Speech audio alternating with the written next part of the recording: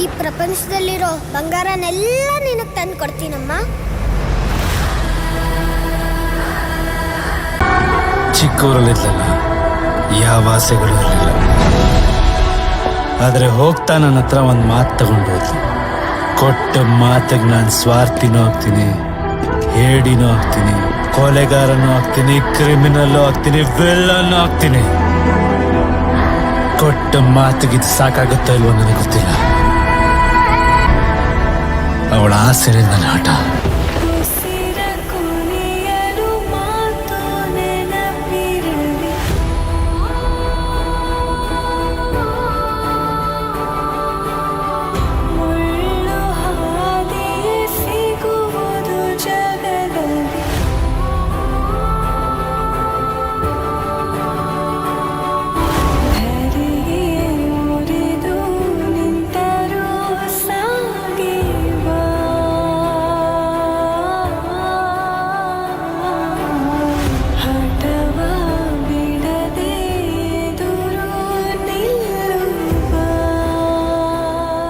ನನಗೊಂದು ಮಾತು ಕೊಡು.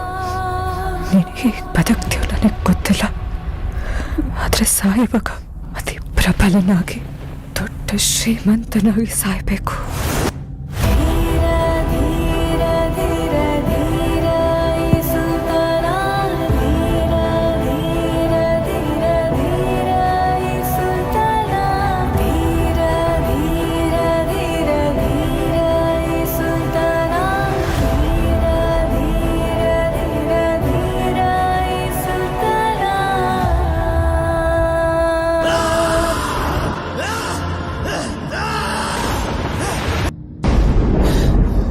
ಯಾಕೋ ಏನಾಯ್ತು? ನಾನಿದೇನಲ್ವಾ?